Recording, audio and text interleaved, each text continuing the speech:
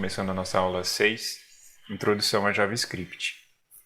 Então, essa aula é uma continuação do curso de Programação 4, onde a gente começa a partir de agora a entrar no módulo 3 da disciplina. Os 3 primeiros módulos da disciplina são dedicados ao desenvolvimento front-end, como já havíamos falado. Então, no primeiro módulo a gente viu HTML, no segundo módulo a gente viu CSS, e a partir de agora, nesse terceiro módulo, a gente vai começar a abordar JavaScript. Então, o que a gente já sabe por enquanto, o que é JavaScript?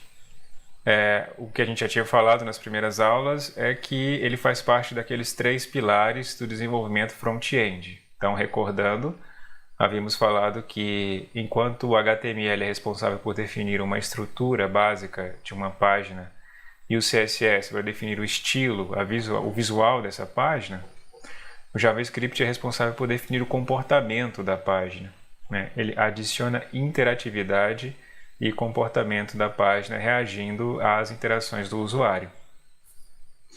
E ele adiciona esse comportamento a partir de uma linguagem de programação. Afinal de contas, a gente está falando aqui de Programação 4, né? É a quarta disciplina de programação que vocês estão vendo no curso. E JavaScript é parte do esforço de programação que vocês terão dentro dessa disciplina. Ela não é toda a parte, até porque a gente verá mais adiante a programação back-end, mas dentro de JavaScript a gente consegue rever alguns conceitos importantes de programação, como, por exemplo, orientação a objetos, definição de funções, tipagem, etc. Então, JavaScript também será importante nesse sentido, que vai ajudar a reforçar conceitos de programação.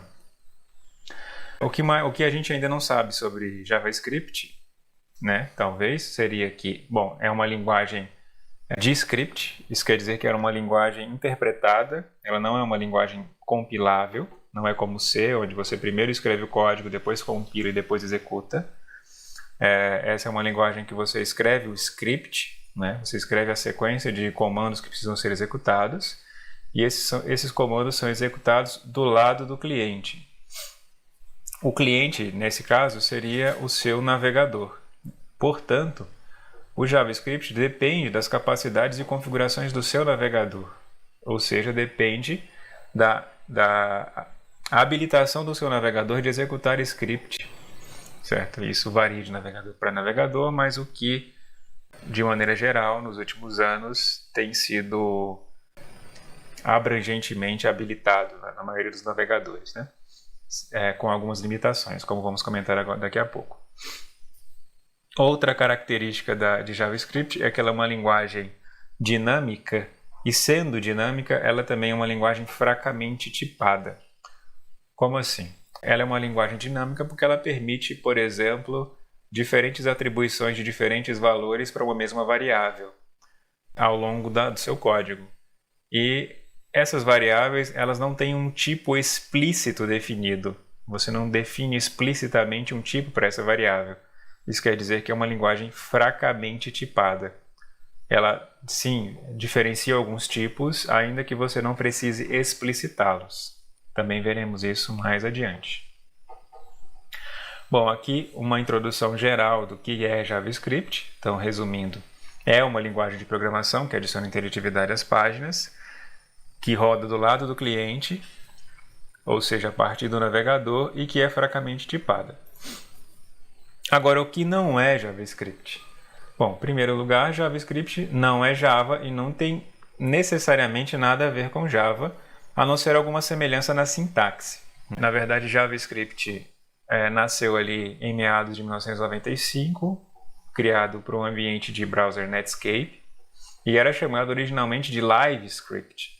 Mas por uma questão de marketing, né, de tentar surfar na onda de Java, que nessa época estava ganhando alta popularidade, o nome LiveScript foi alterado para JavaScript, mas apenas para colar na popularidade de Java, sem necessariamente ter a ver com Java, com a criação, com a produção relacionada com a equipe do Java. Outra coisa que JavaScript está relacionada a JavaScript é a sua má reputação. Até uns anos atrás, havia, não sei se vocês chegam a se recordar dessa época, mas havia uma certa má reputação com relação a JavaScript, porque a gente percebia alguns navegadores bloqueando scripts em JavaScript, porque dada a potencialidade que JavaScript oferece de manipular muito das páginas HTML e a partir do browser e de elementos do próprio browser, alguns usuários dessa linguagem começaram a utilizar ela de maneira exagerada, né, digamos assim. Então, por um tempo, JavaScript foi sinônimo de vulnerabilidade a partir do muito acesso que ela permite com a sua linguagem. Com o tempo, à medida, por exemplo, com que o Google foi fazendo o uso de JavaScript para algumas aplicações que eles oferecem, os navegadores mais modernos começaram a podar as asinhas assim, de JavaScript naquilo que poderia ser potencialmente vulnerável. E aí hoje o que é permitido fazer a partir de JavaScript que não ofereça vulnerabilidade é controlado, por exemplo, pelos browsers, né? Os browsers conseguem limitar as capacidades de JavaScript e por isso ele foi ganhando mais notoriedade, mais usabilidade também, né, influenciado pelo patrocínio, vamos dizer aí, do Google, né, nos últimos anos também, que tem utilizado JavaScript para muitas das suas aplicações. O que a gente pode fazer então com JavaScript, já que a gente já está entrando nesse universo, né? Aqui temos 4 exemplos do que a gente pode fazer com JavaScript. A primeira coisa, por exemplo, é enviar mensagens para o usuário de uma página sem necessariamente atualizar aquela página. A gente tinha visto isso lá, por exemplo, com o uso de formulários, né, que existem alguns formulários que conseguem enviar mensagens para o usuário se, por acaso, o conteúdo dos campos não está de acordo com o esperado, mas aquilo lá era direto com o navegador, né? Era uma conversa do código HTML direto com o navegador. Mais adiante a gente verá que é possível você definir formatos, né, para os seus campos, e se esse formato não for atendido, ele não precisa recarregar a página para exibir, por exemplo, uma mensagem de que a informação inserida não está de acordo com o esperado. Então, essa é uma das capacidades de JavaScript, enviar mensagens sem necessariamente atualizar a página. A segunda capacidade é muito famosa, por exemplo, é esse recurso aqui de autocompletar que o Google usa, né? Que principalmente o Google usa, mas que a gente vê hoje muito comumente, né? Isso aqui é JavaScript, tanto que você pode ir, por exemplo, no site de desenvolvedores do Google e eles fornecem instruções de uso desse script, por exemplo, para uso em mapas, né? Então ele te dá o código aqui do JavaScript para você poder, por exemplo, colocar uma busca de localizações dentro de um mapa que ofereça autocomplete, né? Esse autocompletar. Então, por exemplo, aqui, se eu digito qualquer coisa que está dentro dessa visualização, ele já sugere aqui autocompletar para mim. E é tudo, como a gente está vendo aqui, em JavaScript. Terceira coisa destacada aqui, esse recurso a gente vê muito também de colapsar e comprimir conteúdo, né? Que ajuda muito na visualização de páginas, principalmente quando você está lidando com programação web para dispositivos móveis, né? Ajuda a dispor melhor o conteúdo dentro de um espaço curto. E o usuário tem a opção de expandir apenas aquilo que ele quer ver. E também, muito comum a gente ver essa forma de carregar imagens sobre as páginas, também sem precisar recarregar, sem precisar abrir uma nova aba, né? Uma forma rápida de carregamento, bem proporcionada por JavaScript. Então aqui tem 4 elementos possíveis de serem realizados com JavaScript, mas que, claro, não se resumem a apenas isso. Entretanto, na primeira aula, a gente vai ter uma introdução geral muito mais à sintaxe, à organização da linguagem, àquilo que a gente chama de anatomia, né, de JavaScript. Então, essa primeira aula será dedicada a isso. A gente não necessariamente vai fazer acontecer coisas, né, vai mudar o comportamento de uma página, mas a gente vai discutir aspectos de tipagem, de uso de funções, de estruturas de seleção e de repetição dentro de JavaScript, deixando essa parte mais interativa para as próximas aulas.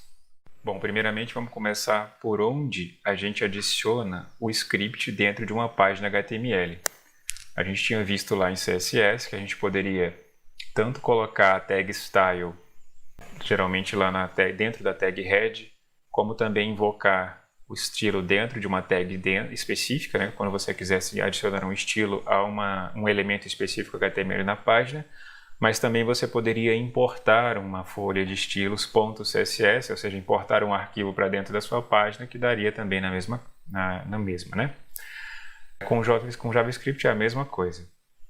Você pode tanto adicionar o script que você pretende ser executado dentro de elementos script, como estão descritos aqui, quanto você pode importar um arquivo com o script de execução a partir da tag script, como a gente está vendo aqui, e a partir do atributo source dentro da tag script.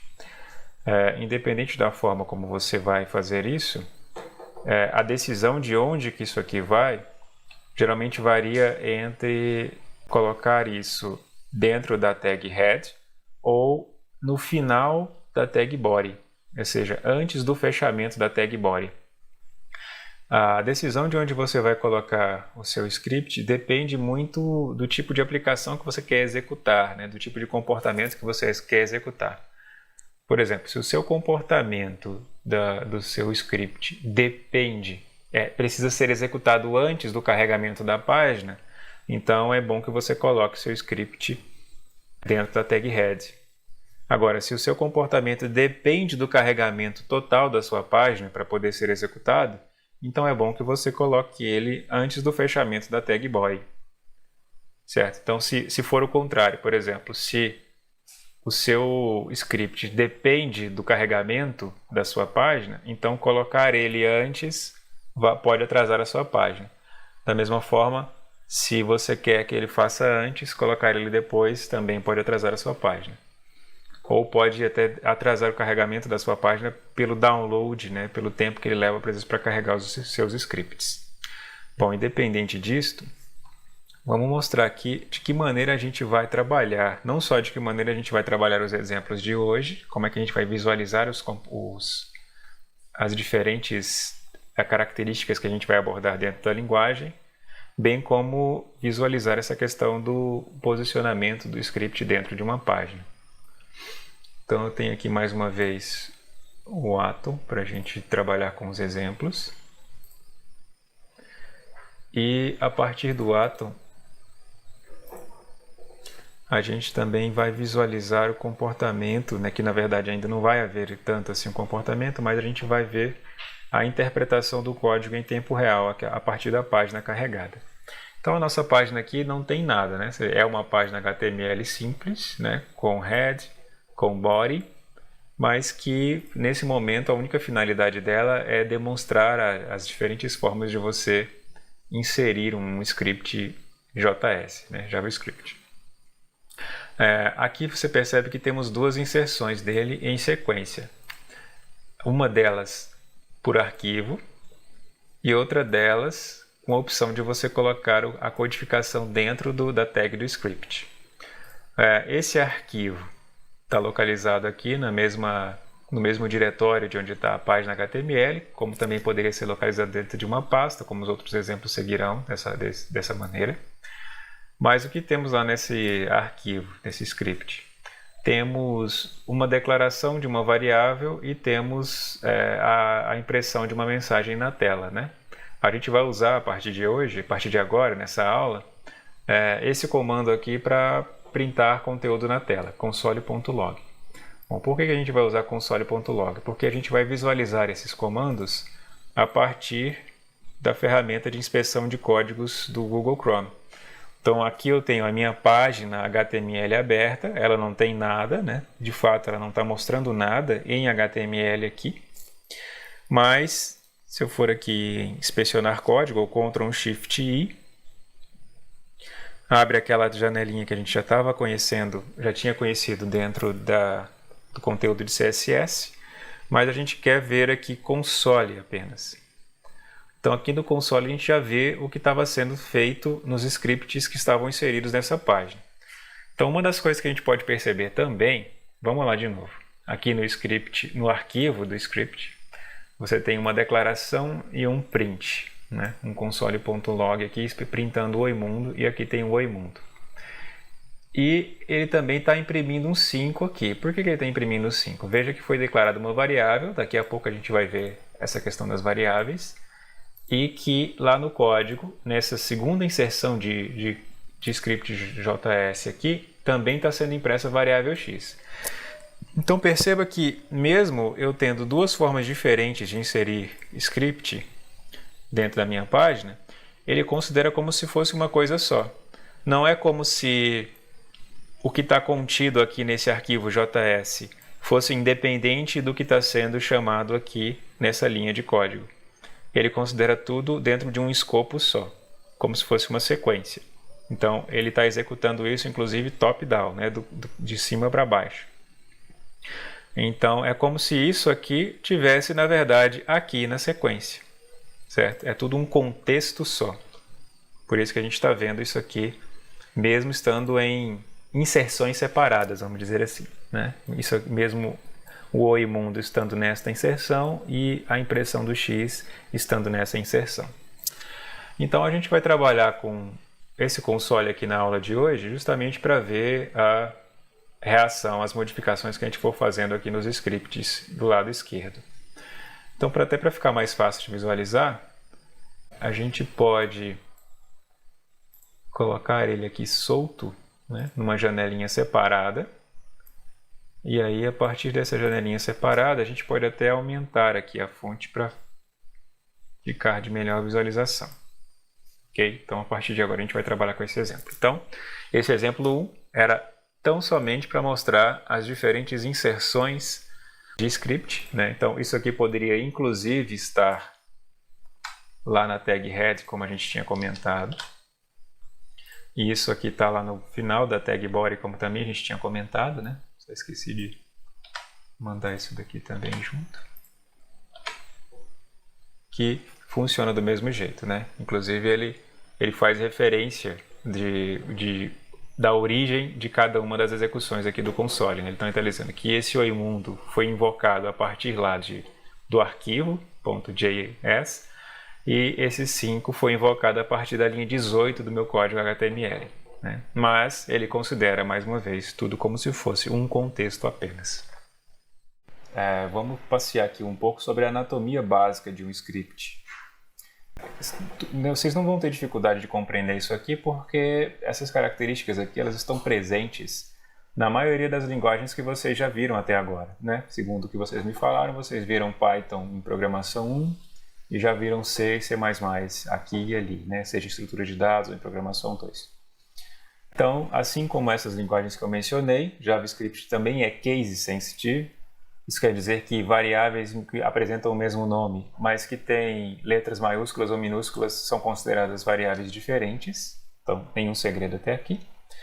JavaScript também recomenda a utilização de ponto e vírgula, apesar de que se você omitir isto, o parser vai adicionar ponto e vírgulas para você, mas a gente vai ver que é recomendável, inclusive por questões de algumas falhas que podem acontecer se você esquecer de colocar e ele interpretar o seu código de maneira diferente daquela que você pretendia. Então a gente vai ver pelo menos um caso aqui onde a omissão do uso de ponto e vírgula pode ser prejudicial para a interpretação do código como você o desejava. Então recomenda-se a utilização explícita de ponto e vírgula, apesar de que se você esquecer, o parser geralmente adiciona esse ponto e vírgula para você. Espaços são ignorados, isso quer dizer que você pode começar um comando numa linha e terminar em outra, que tanto faz para ele. E o uso de comentários é aquele uso que você já está acostumado, tanto em C, C++ ou Java. Por exemplo, barra para uma linha só, ou barra asterisco, asterisco barra para um bloco inteiro que você deseja comentar. Então, até aqui, pouca novidade entre a prática de programação que você já possui até então. Com relação à declaração de variáveis, né, ainda não com relação à tipagem, mas com relação a regras na definição de nomes. Também, nenhuma dessas convenções que são mostradas aqui são novidades para quem já conhece C, C++ ou Java. Então, a diferença em relação à declaração é que sempre vai vir var antes do nome da variável que você escolhe, Veja que não há uma definição de tipo, isso a gente vai tratar a partir do próximo slide, mas aqui o tratamento é com relação ao nome, né? Ao nome que você define para a variável que você está criando naquele momento. Então, é claro, esse nome não deve conter espaços, né? Já indo para cá. Então, aquilo que eu disse de ignorar espaços é com relação à definição do comando como inteiro, como um todo, né? Ele tanto faz espaços para ele, você pode começar um comando numa linha e terminar numa outra, se quiser, uma questão até de organização do código, mas é claro que na hora de definir o nome de variável, ela não pode ter espaço. Mas ela pode conter letras, dígitos ou os underscores aqui, né? Então, se o dígito for no final, não for o primeiro dígito do nome da variável, ok. Mas se o dígito for o primeiro nome da variável, a primeira letra da variável, sem chances. Isso aqui não é possível. Então, o underscore ele pode tanto vir aqui como representando um espaço no nome da variável, quanto vir aqui no começo, como é uma convenção, vocês percebem em alguns códigos, né? E também você não pode usar caracteres especiais, né? Você não pode colocar um ponto de exclamação, ou nesse caso aqui você não pode criar uma variável usando um ponto, até porque a gente vai ver mais adiante que esse ponto tem uma outra finalidade parecida com a finalidade que vocês já viram na definição de classes ou de structs lá em C. Falando agora sobre os tipos de dados que são permitidos dentro de JavaScript. Então, como havíamos falado nos primeiros slides, JavaScript é uma linguagem de programação fracamente tipada. Isso quer dizer que, primeiro, ela não aceita uma definição de tipo na hora de declarar uma variável. Segundo, que essas variáveis podem aceitar diferentes valores ao longo da execução de um código. Então, cada um desses 5 possíveis tipos que ela permite pode ser atribuído a uma mesma variável sem problema algum. A verificação do tipo que é atribuído à variável acontece de maneira dinâmica. No momento em que é atribuído, que é verificado qual é o tipo, e aí essa variável assume esse tipo. Então, os tipos aceitos dentro de JavaScript começam por um tipo conhecido como undefined. Undefined é, na verdade, um tipo que é usado para identificar quando uma variável ainda não recebeu nenhum valor. Então, é uma forma de verificação de valor de variável, de inicialização de variável. Então, toda vez que uma variável é inicializada, mas nada é atribuído a ela, o tipo dessa variável seria undefined, não definido. É um pouco parecido com o tipo null, com a diferença que o tipo null é um tipo atribuível, vamos dizer assim, né? Você não pode atribuir o tipo undefined a uma variável, basta que você declare uma variável e não atribua nada a ela. Então ela é undefined nesse ponto. Mas você pode declarar uma variável e atribuir nulo a ela, e ela vai ser nula a partir de então. Então, em ambos os casos, ela não possui nenhum valor de fato. Mas a partir desse ponto onde ela recebe um null, esse valor é considerado null e ele vai ser utilizado nesse sentido, por exemplo, numa verificação de uma estrutura de seleção. Eu consigo verificar se essa variável é nula ou indefinida, ou undefined. Ele vai tratar isso como situações diferentes. Ou ela é nula, ou seja, ela recebeu um valor, mas esse valor é nulo, ou ela é undefined, ou seja, ela não recebeu valor nenhum. Bom, fora esses dois valores aqui que na verdade não representam um valor de fato, né? Você tem esses outros 3 valores aqui comuns, que é o valor numérico, que na prática, para o JavaScript, é um tipo double. Isso quer dizer que ele vai tratar, seja inteiro ou double, pontos flutuantes, todos da mesma forma. Então você pode fazer operações cujo resultado seja um ponto flutuante, que ele consegue capturar. Se as operações, se o resultado for inteiro, ela vai capturar. A diferença é que esse inteiro, na verdade, vai ser um ponto flutuante, do qual ela vai desprezar a parte flutuante, né, desse valor. Ela também lida com strings, né, ou seja, tudo que você colocar entre aspas simples ou duplas, ele vai considerar como sendo uma string. E, por fim, ele também lida com valores booleanos, que são verdadeiro ou falso. Então, ele considera, por exemplo, 0 como falso, se você colocar isso dentro de um laço, assim como também em C, nas linguagens tradicionais, 0 é falso para ele, mas false, é claro. E ele considera 1 como verdadeiro, ou qualquer número diferente de 0 como sendo verdadeiro também. Além, claro, da palavra-chave true, como sendo verdadeiro. Então, existem alguns exemplos aqui para a gente abordar esses casos que a gente acabou de citar. Primeiro, com relação ao undefined, como a gente tinha comentado agorinha. O undefined é um tipo relacionado a uma variável que foi declarada, mas não teve seu valor inicializado. Então, esse if aqui, por exemplo, que a gente vai ver daqui a pouco a introdução dele, mas ele já, como ele não é diferente de nada que você já viu até hoje, ele está aqui apresentado para você. Mas esse if verifica se a variável x foi definida, né? Ou não foi definida, na verdade. E aí imprime na tela x não foi definido, né? X is undefined. Então, para a gente ver isso aqui funcionando, é porque eu estou no exemplo 3, só um segundo. Deixa eu mudar para o exemplo 2. Voltar para o console aqui. Então veja, duas coisas estão acontecendo aqui. Uma impressão de x, né? Ele está fazendo log de x aqui, né? O log, né? Não é o log, é o logaritmo, ou enfim, a função matemática. É o log, né? De registrar alguma coisa, né? Então ele está, a partir do console, ele está imprimindo x, né? O log tem essa função de impressão aqui. Então o x foi declarado, está sendo impresso, e como foi declarado sem ter nenhum valor atribuído, ele é considerado tipo undefined. Portanto, quando eu verifico se x é undefined, ou seja, se não foi definido o valor, ele consegue imprimir aqui x is undefined. Essa segunda parte aqui do código atribui um valor para x, e a partir de então ele verifica se x foi ou não definido, e agora sim ele vai entrar nesse else aqui dizendo x já foi definido, né?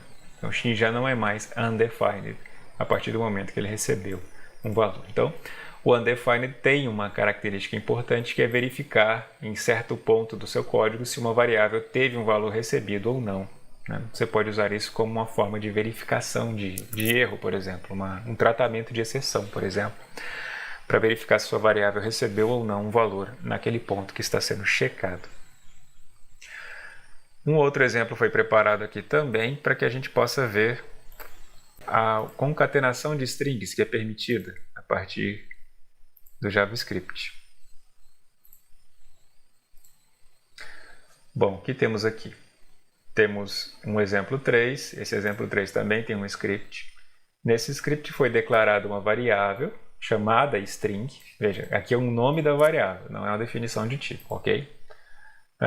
Essa variável recebeu como valor uma string hello, colocada entre aspas, e aí você pode fazer operações, né, usando os operadores básicos aritméticos, mas que quando utilizados no contexto de string vão ter o efeito de concatenação. Então, se aqui na verdade não fosse uma string, mas fosse números, né, e aí ele poderia usar esse mesmo operador aqui para fazer aquela soma acumulativa, né? Porque isso aqui é a mesma coisa, como vocês já bem sabem, que é string recebe string mais word, né? Então, isso e isso são a mesma coisa e são permitidos porque nesse contexto string possui uma string de fato, né? Então, o que está acontecendo aqui? Tu declarou uma variável chamada string, atribuiu hello para ela, concatenou esse hello com word e depois concatenou mais uma vez o hello word com um ponto de exclamação, e esse é o resultado que a gente está vendo aqui, né? Hello word com um ponto de exclamação no final. Outros exemplos que a gente está vendo aqui são do uso de operadores aritméticos para tratar de números, né? Então aqui é apenas a apresentação dos operadores básicos de aritmética, onde, quando feito, por exemplo, com inteiros, que é o caso aqui, ele vai retornar, é claro, a divisão desses inteiros que foram usados, né? 5 mais 4, 9 dividido por 3, 3, está aqui. Mas quando você tenta fazer uma operação aritmética com tipos diferentes, como é o caso aqui, está tentando usar um tipo undefined com 5, o resultado que você tem é um none, que é not a number, né? Não é um número. Então, essa é uma das consequências de você tentar fazer aritmética com valores de tipos diferentes.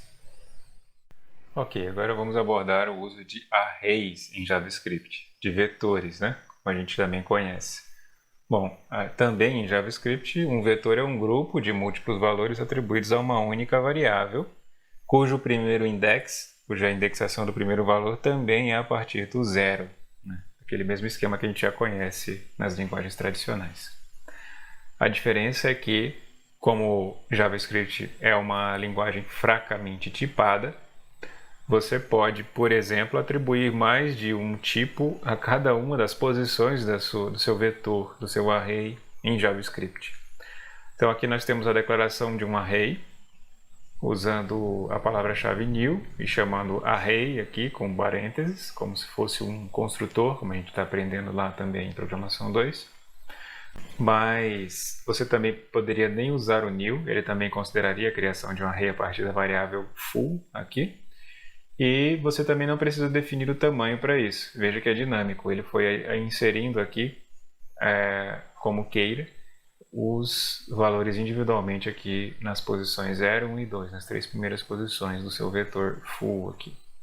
E esses valores inseridos foram de tipos diferentes, né? Aqui um valor numérico e aqui duas strings, apesar de que o terceiro aqui, né, apesar de ser um número, ele armazenou como string, mas a gente vai ver que futuramente isso aqui pode ser convertido para número quando comparado com outro número. Mas uma outra forma de você declarar vetores, né, é você descrever desde a criação da variável quais os valores que você quer inserir nela, também como você já deve ter visto nas linguagens de C, C++, por aí vai. Então você declarando a variável e atribuindo já, separado por colchetes, os valores em sequência, separado por vírgulas, é a mesma coisa que definir como no exemplo acima. Então, essa possibilidade de atribuir tipos diferentes a cada posição do seu vetor, ela é bastante relaxada, por assim dizer, em JavaScript. Vocês verão mais adiante que, inclusive, funções podem ser atribuídas. Mais adiante não, vocês já estão vendo aqui agora, mas vocês verão mais adiante aqui a função, em alguma espécie, ela é também considerada como sendo uma espécie de variável. A gente vai ver esse comportamento diferente aqui também em JavaScript. Mas o que temos aqui? Temos um array sendo declarado, como a gente tinha dito lá, usando o operador new, mas que também poderia ser feito sem esse operador aqui. E esse array foi atribuído na primeira posição uma string, na segunda posição um numérico, na terceira posição uma função e na quarta posição algo aqui parecido com o que em JavaScript é conhecido como objeto. Também teremos uma aula específica para abordar esse modelo aqui de dado, né? Mas que por enquanto para você o importante é observar a flexibilidade de um vetor em JavaScript, né? Recebendo tanto os tipos que a gente tinha visto lá, os tipos de dados que a gente tinha visto, quanto funções, como também objetos. Mas aí o que você teria a partir de então com isso aqui? Vejamos esse código em funcionamento, né? Bom, a primeira coisa que temos aqui na linha 10 é a impressão do array, né? Então ele pegou esse array, preencheu com as suas 4 primeiras posições e está imprimindo aqui. O que ele está imprimindo? Está imprimindo justamente aquilo que foi inserido dentro dele de maneira geral, né? As 4 posições dele, uma string, um numérico, uma função e um objeto, né? Veja que eu passo o mouse aqui, ele já está me referenciando isso como um objeto, ok? Na sequência, o que ele está fazendo aqui? Bom, quem que é array na posição 2? Array na posição 2 é uma função. É uma função que recebe como parâmetro um name e que o que ela faz no final? Imprime na tela hello, o name que foi passado como parâmetro. Bom, quando você invoca array na posição 2, você está invocando a função. Quando você está invocando a função, essa função espera um parâmetro. O que ele está passando como parâmetro? Array na posição 0. Quem que é array na posição 0? A string com esse nome aqui. Então, isso aqui, que parece confuso, e é de fato de início, né? É uma invocação de uma função que estava numa posição do array e o uso de um parâmetro que está no mesmo array que foi invocada a função. Então, isso aqui nada mais seria do que algo como se fosse isso aqui, né? Function array numa posição 0, lá, por exemplo, né? Mas é porque como eu tenho uma função posicionada dentro de uma posição do meu array, eu invoco ela e quando eu invoco, habilito os parênteses aqui para passar o parâmetro e no parâmetro eu estou passando uma string que por sinal também estava no mesmo vetor. E o resultado disso está aqui, né? O hello Thiago aqui, que está dizendo que foi executado na linha 6, que é justamente aonde na função foi definida a linha de comando aqui, né? Na sequência, ele mandou imprimir array na posição 3.course, então a gente também vai ver isso daqui, né? Array na posição 3 é um objeto e esse objeto tem uma espécie de atributo aqui, né? Vamos chamar assim por enquanto, chamado curso, e esse atributo chamado curso tem o conteúdo que é uma string, né? Então o atributo curso desse objeto aqui tem esse conteúdo, então como o array na posição 3 é um objeto, você consegue acessar um atributo desse objeto e acessar o conteúdo que está dentro daquele objeto, que está sendo impresso aqui, né? Na linha 12, que está dizendo, né? HTML, CSS, JS, que é justamente isso daqui que está sendo impresso a partir daqui. E aqui é aquilo que a gente tinha visto também, que é aquela segunda forma de você declarar um vetor, que é declarar e já atribuir os valores numa linha só. Aqui, por acaso, são apenas strings. Aqui a impressão dele, que aqui o resultado que temos, né? A partir da linha 17, como vemos aqui, os 3 conteúdos que foram inseridos nesse vetor a partir de sua declaração. Bom, é importante a gente comentar sobre o uso de operadores de comparação aqui em JavaScript, principalmente por causa desse operador aqui, 3 iguais em sequência, né? Acredito que não seja conhecido aí para a maioria de vocês, porque a gente está acostumado lá com 1 igual para atribuição e 2 iguais para comparação, como em C, C++ e Java, por exemplo. No caso aqui de JavaScript, por ser uma linguagem fracamente tipada, o uso de 3 iguais é necessário para uma comparação estrita, né? Então, o igual é conhecido como estritamente igual. Bom, por que é necessário isso? Porque uma comparação como essa aqui, por exemplo, onde apesar desse 5 ser uma string e desse 5 ser um numérico, vai ser considerado verdadeiro para JavaScript, porque quando ela é realizada, quando isso acontece, quando eu comparo uma string numérica com um número de fato, ele faz uma coerção. Ele pega essa string, converte para o valor que ela referencia enquanto string, e aí compara os dois valores agora em pé de igualdade enquanto números. Agora, se você não quer isso mesmo assim, se você quer verificar se eles são iguais, não só em tipo, mas também em conteúdo, aí você usa o igual, o triplo igual aqui. Então, essa comparação aqui vai retornar falso, porque apesar de serem 5, ambos os valores são 5, eles não são do mesmo tipo de dado. Então, essa comparação aqui, ou seja, o contrário de usar igual é exclamação igual, vai retornar verdadeiro, porque de fato, apesar de serem 5, são diferentes em tipo. Então, para demonstrar o funcionamento, né, a utilização disso que a gente acabou de mostrar, temos aqui alguns exemplos, ainda lá no exemplo 3, que a gente pode verificar aqui. Então, o que temos aqui? Temos duas variáveis inicializadas aqui, x e y, com o valor 4. Então, nesse ponto, não há segredo nenhum. é o uso dos operadores de comparação como são conhecidos por vocês. Inclusive os outros que vocês já conhecem se aplicam aqui, maior igual, menor igual, etc. Então, temos lá na primeira linha do nosso console, né, dizendo que lá na linha 24 corresponde a essa impressão aqui, justamente aqui. X igual a 4 é igual a y igual a 4. Então, a comparação tradicional acontece aqui. A partir desse ponto aqui da linha 27, o x passa a receber um 4, mas do tipo string. Então, isso aqui é uma string para x. Mas, quando a comparação é feita com o y, o igual tradicional aqui, o comparador tradicional de igualdade, ele vai considerar isso aqui como true, porque ele vai fazer a correção do x para o valor numérico 4 ao invés da string 4. E é o que temos aqui. Ele está dizendo, de fato, que x igual a 4 string é igual ao y igual a 4 numérico, porque foi feita a coerção aqui nesse ponto. Agora, não mudamos o valor de x. Inclusive, não importa a ordem, né? Se fosse o y que tivesse recebido a string e o x tivesse sido mantido com o valor numérico, ele faria a coerção do mesmo jeito. Ele coloca os dois em pé de igualdade aqui em tipos numéricos. Nesse caso aqui agora da igualdade estrita, veja lá que ele está dizendo, olha, linha 42, né? Linha 42, ou seja, ele entrou no else aqui.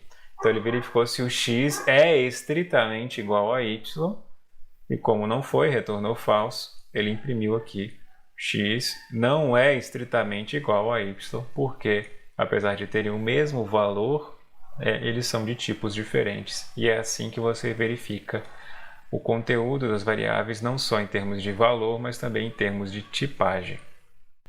Bom, com relação às estruturas de seleção e de repetição, pouco ou quase nada se altera com relação à forma como vocês estão acostumados a declarar if ou for, né? Então, inclusive alguns exemplos de if já foram demonstrados nos exemplos anteriores. Então, sem segredo, if e else, como a gente está acostumado aqui, usando chaves para separar. Ok, nenhuma novidade até aqui. O que a gente tinha visto é o cuidado que você precisa ter com o comparador aqui quando você quer verificar o conteúdo ou o tipo de dados em conjunto. Com relação ao uso de loops, você percebe aqui pela estrutura do for que é praticamente a mesma coisa daquilo que você também está acostumado, por exemplo, com relação a C, né? Com a diferença que você precisa definir a variável de interação aqui usando o var, que é a palavra-chave para a declaração de variáveis, né? Mas o resto, nada muda, inicialização, a condição de parada, incremento, e aqui dentro o que você quer que aconteça ao longo das repetições. O que é importante a gente colocar aqui, além disso tudo, é, por exemplo, a combinação do uso de for com o uso de arrays que a gente viu agora há pouco. Então, o que temos aqui? Aquele mesmo exemplo, onde a gente tinha declarado um array com 3 valores do tipo string ao mesmo tempo. Mostramos ele aqui, como é o caso aqui. E aqui a gente tem o uso de um for para percorrer esse array. Então, existe uma facilidade em percorrer o array, que é o uso do length, que é uma propriedade que pode ser extraída de um array, que consegue pegar o tamanho desse array. Ok? Então, aqui eu consigo de 0 até o tamanho do array, usando a variável i como um indexador aqui, também conforme vocês já estão acostumados, nas linguagens que já estão habituados. Então, o que temos aqui nesse primeiro for? Nesse primeiro for aqui da linha 20, né? Linha 20, ele conseguiu percorrer todo o array imprimindo o nome de cada um das strings que foram inseridas dentro desse array, Tiago, João e José.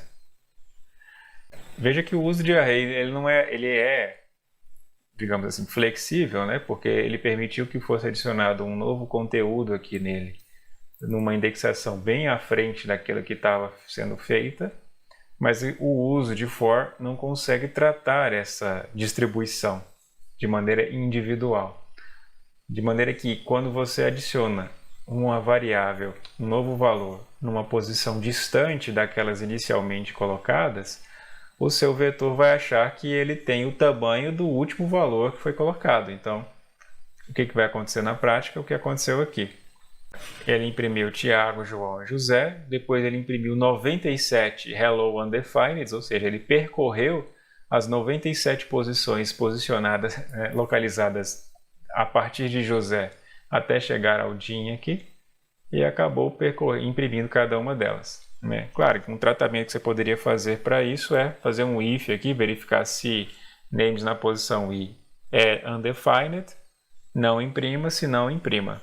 Mas é só para mostrar para vocês que esse relaxamento no uso de arrays pode gerar algumas consequências, como foi o caso aqui. Você colocou mais à frente e ele acabou visitando obrigatoriamente as posições intermediárias entre a posição que você adicionou no final do seu array.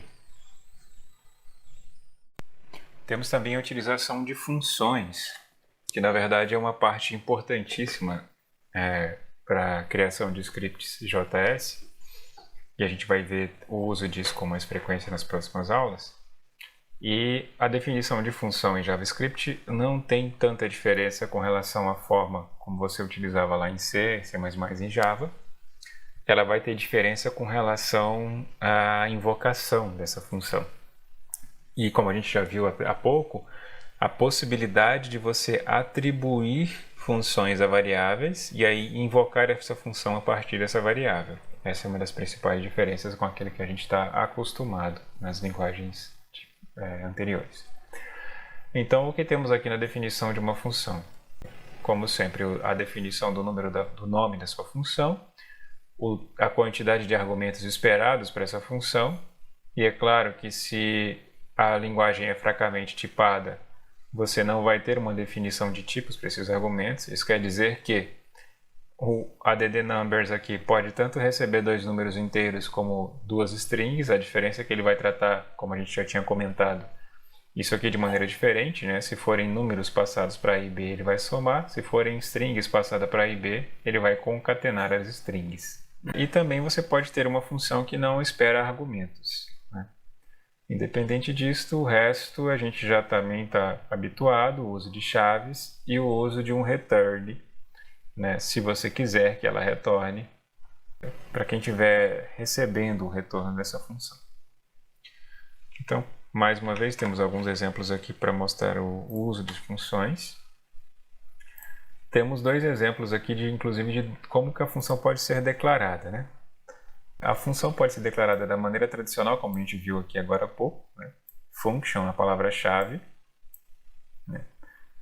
Não foi incluso aqui no slide por uma omissão mesmo, mas você primeiro chama function, o nome da função, os parâmetros esperados para essa função e depois o tipo de retorno para ela. E aí como é que você invoca a função? Bom, chamando ela e passando os valores pelo parâmetro que você deseja. Vamos ver aqui o resultado. Bom, o que temos aqui? Temos 15, que é justamente a invocação da função multiply, passando 5 e 3, que foi multiplicado, que retornou para o log, que imprimiu aqui para mim. Bom, o que temos aqui depois? Depois temos uma outra forma de declarar a função, que é declarando-a e já atribuindo ela para uma variável. Aqui, a variável soma já está recebendo a função, portanto, se você está criando a função e já atribuindo ela a uma variável, você não precisa definir o nome para ela aqui, o nome já vai ser esse daqui, essa é a diferença, mas o resto é a mesma coisa, né? Os parâmetros, se você precisa ou não, o retorno, se você precisa ou não, e a invocação dela depois a partir do nome da variável que você definiu, como está acontecendo aqui, né? Está invocando a função soma, passando 1 em 9 e tendo como retorno o 10, que é a somatória dos 2 valores. Eu havia mencionado também nas primeiros slides a importância do uso do ponto e vírgula para casos como o que eu vou mostrar aqui agora. Veja que, por exemplo, eu tinha mencionado que ele ignora espaços, que poderia ter casos onde o comando que você quisesse colocar não estava cabendo nessa linha, você pudesse colocar ele na linha de baixo, né? Que eu disse que ele ignoraria esse espaço de lá para cá. Bom, nesse caso aqui, o que você vai ter, na verdade, é isso aqui. Veja que agora a invocação da função soma está retornando undefined. Por quê? Porque quando eu passei essas duas linhas, essa linha aqui para baixo, o parser veio aqui e colocou um ponto e vírgula no meu return.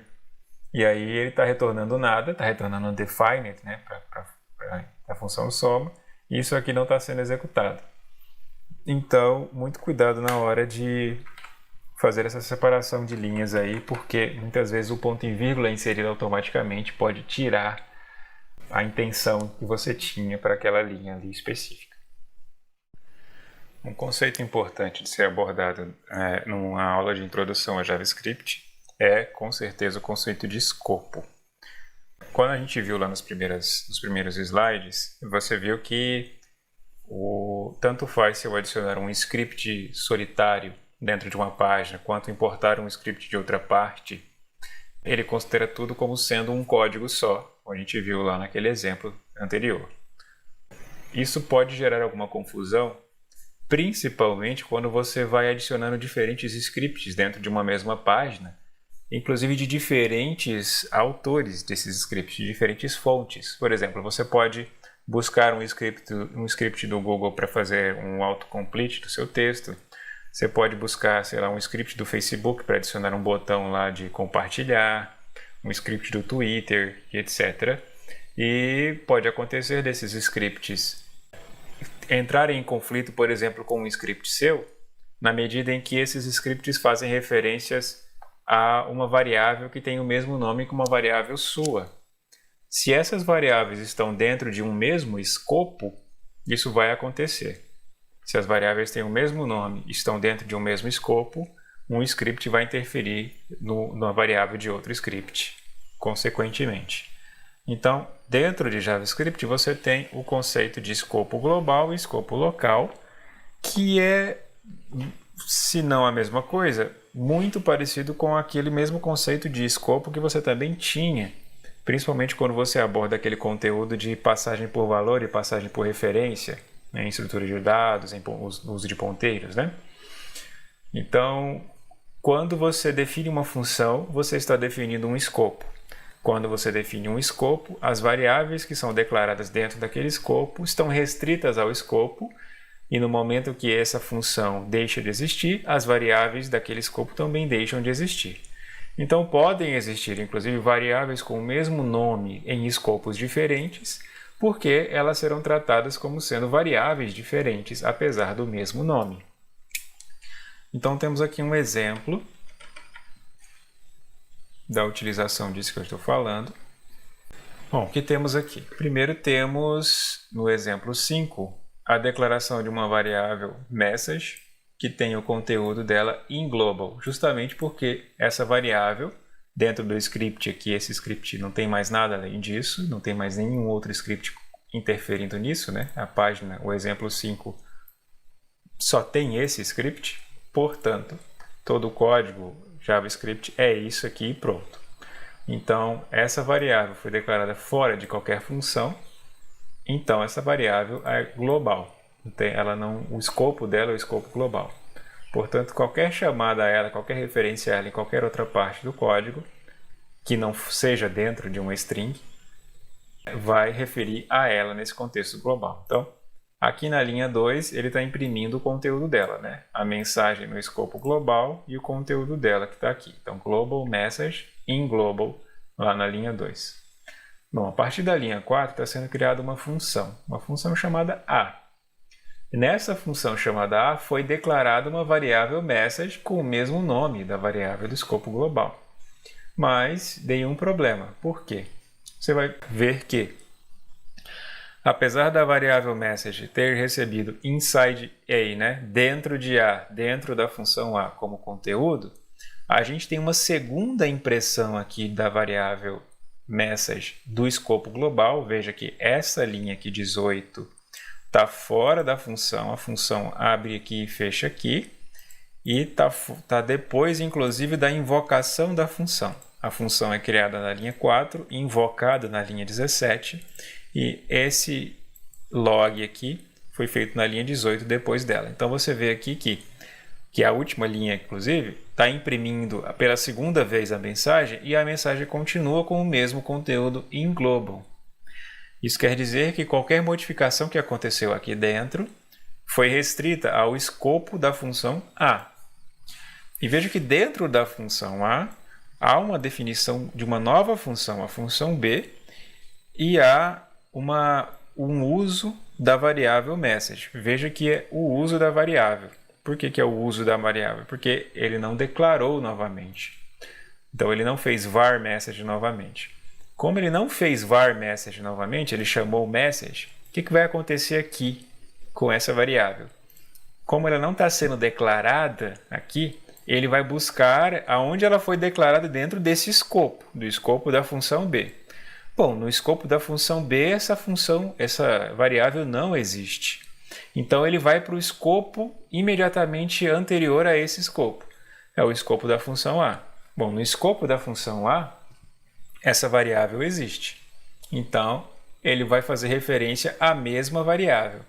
Fazendo ele referência a essa mesma variável, vai imprimir aqui, inside B. Então, essa mensagem aqui da linha 10 está sendo impressa aqui. E, por consequência, quando ele mandou imprimir de novo o A, veja, ele mandou imprimir o A aqui, ele mandou imprimir o A aqui de novo, depois da invocação do B. Ele criou a função B e invocou a função B. Quando ele chamou o A de novo, a mensagem que foi declarada na função A, a mensagem foi alterada pelo B. Por quê? Porque no momento em que ele invocou o message não havia sido declarado, então ele vai buscar message no escopo anterior. Ou seja, ele vai atuar sobre o escopo anterior que ele tinha aqui. Bom, o que isso quer dizer então? Quer dizer que se eu tivesse, por exemplo, aqui, não a declaração, mas a chamada da variável, ao invés da declaração como estava, como consequência, eu estou alterando dentro de um escopo interno uma variável que era de um escopo global. Então perceba o relativo perigo que você tem no uso de variáveis de um mesmo nome dentro de escopos diferentes aqui em JavaScript. No momento em que você declara uma variável dentro de um escopo interno, de uma função, por exemplo, ele vai tratar essa variável, ele não vai ter conflito, ele não vai reclamar que tem variável com o mesmo nome, e vai tratar essa variável apenas dentro desse escopo, como era o caso anterior que a gente tinha visto. Agora, no momento em que você, dentro de um escopo interno ao escopo global, faz referência a uma variável do escopo global, se ela não foi declarada no escopo interno, ela vai ser referenciada no escopo global. Então, isso aqui, por exemplo, nas linguagens tradicionais, você não tinha possibilidade de cara, por exemplo, pegar uma variável que foi declarada na main e usar a mesma variável que foi declarada, que está sendo utilizada na função interna. Você tinha essa utilização, você tem essa possibilidade de fazer isso, por exemplo, nas linguagens tradicionais, C, C++, etc., quando você tem, nessas linguagens, as variáveis globais, né, que pertencem a todo o escopo. Pertence a main, pertence às funções, etc. Isso quer dizer que JavaScript trabalha nesse modelo de variáveis globais como um todo. Toda variável que não é declarada dentro de uma função é global por consequência. Isso quer dizer que se você, dentro de uma função, fizer referência a uma variável que foi declarada fora dela, ele vai acessar ela do mesmo jeito. Mas se você re-referenciar essa variável, ou seja, se você declarar novamente ela, como a gente estava fazendo aqui, aí ele vai tratar como sendo uma variável diferente, apesar do mesmo nome. Percebam a diferença para que não haja confusão, porque de fato é um tanto confusa essa utilização. Uma das formas que é feita para evitar confusão é o uso de namespaces, ou seja, se eu crio um script, eu não só defino os nomes de variáveis para ele, mas eu dou um espaço de nomes para esse script. Eu digo, por exemplo, que o script relacionado ao comportamento, sei lá, de imagens, tudo que é nome de variável vai ser image ponto o nome da variável, por exemplo. E aí, num outro script relacionado a músicas, por exemplo, sei lá, alguma coisa relacionada a músicas, eu posso criar music ponto o nome da variável. Então, mesmo que eu possa ter variáveis com nomes diferentes, o namespace vai pertencer a locais diferentes. Um a imagem e o outro a música. Então, para exemplificar o que eu acabei de falar, por enquanto ignore que isso aqui está dentro de uma função. Olha apenas a partir daqui. Veja que nesse exemplo 6, você tem 2 scripts e uma aplicação. Cada um dos scripts, por exemplo, esse primeiro script aqui, ele tem uma função sayHello, e o outro script aqui tem uma função sayHi, por exemplo. Mas suponha que ela seja sayHello, vamos deixar ela sayHello do mesmo jeito. Então, se ela for sayHello, eu posso, usando namespaces, ter uma mesma função com o mesmo nome, mas em namespaces diferentes. De que maneira foram usados namespaces diferentes? No momento em que foi declarada uma variável e foi usado esse recurso aqui, que é um recurso para declaração de objetos, que a gente vai ver em outra aula, mas já para introduzir esse conceito de namespace aqui. Então, ele declarou, digamos que esse seja o namespace Yakov Gritter aqui, enquanto que o script 2, o namespace é John Gritter.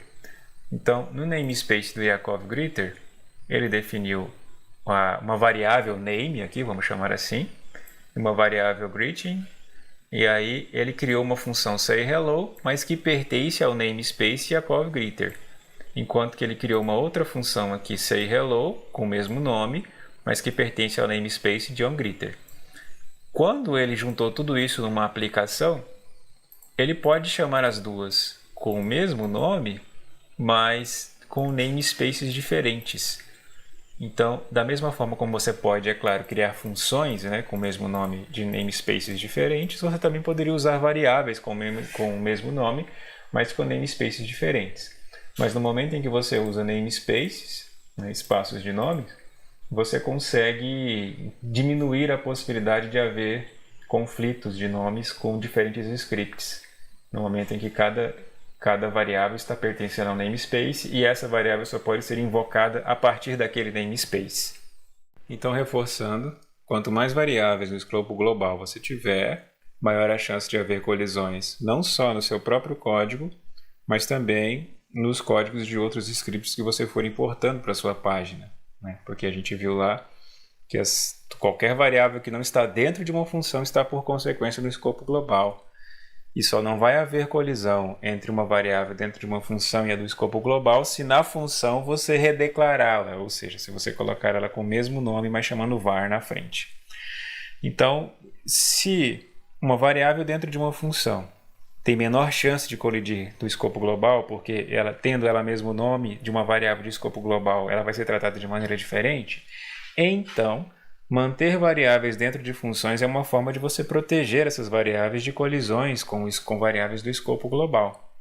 É por isso que então existe uma artimanha para manter variáveis fora do escopo global, que é sempre mantê-las dentro de funções, mas não só isso. Você criar funções nesse modelo aqui IIFE, que seriam funções imediatamente invocadas, né? Esse II seria de imediatamente invocadas, ou seja, é a forma em JavaScript que você tem de criar uma função e já invocá-la na sequência. Esse conteúdo aqui foi tirado do livro e por acaso ele está errado aqui no final. Não é assim que você cria uma função imediatamente invocada, mas da seguinte maneira. Veja, essa função aqui tem o único propósito de imprimir Hello World na tela. Então, a função ela vai daqui até aqui, como você pode ver, até o final aqui da sua chave. E ela foi encaixotada aqui num parêntese, daqui até aqui. Então, você veja que a função termina aqui, é encaixotada no parêntese, e depois do parêntese que encaixota a função, você tem um parêntese de invocação aqui. Exatamente isso faz com que essa função, imediatamente após criada, é invocada. Então, você cria um código e garante que ele é executado e, ao mesmo tempo, protege essa variável aqui do escopo global. Então, não importa se existe outra variável name fora desse escopo aqui, essa variável aqui vai pertencer somente a esse escopo e nenhuma outra variável pode interferir nela. Aqui, por exemplo, no exemplo 6, você tem 3 scripts adicionados na página, script 1, script 2 e aquele que a gente estava vendo, que é o app.js. E no script 1 e no script 2, ele está acessando a variável name aqui, de alguma forma. Só que sem chances de que script 1 e script 2 alterem app, né? E se não houvesse aquilo, haveria risco, porque app está depois. Então, pode ser que, por exemplo, se em app tivesse a variável com o valor, esperando que esse valor tivesse puro, script 1 e script 2, na verdade, estariam alterando antes de chegar aqui em app. Mas agora que em app isso está dentro de uma função e essa função está sendo automaticamente, imediatamente invocada, isso restringe essa variável aqui a esse escopo e a mais nenhum outro, não importa quantos scripts sejam adicionados. Então, esse é um recurso utilizado contra essa característica de JavaScript de variáveis globais que não pertençam a nenhuma função. É uma forma de você manter variáveis protegidas do escopo global e, como a gente pode ver aqui, funciona, né? Aqui está, veja, independente do que tem script 1 e script 2, lá em app tem uma função criada, ela foi criada e imediatamente invocada, e esse é o resultado dela. Então não importa o que haja de name antes ou depois disso daqui, esse name pertence a essa função e a ninguém mais, e está protegido pela função e imediatamente invocado com esse recurso aqui. Bom, então essa é a aula 6, é uma aula de introdução a JavaScript, e nas próximas aulas a gente deve avançar na parte comportamental desde já, né? de adicionar scripts que de fato a gente possa ver alguma diferença no que acontece nas páginas HTML. Eu agradeço o acompanhamento dessa aula até aqui por vocês e até a próxima oportunidade.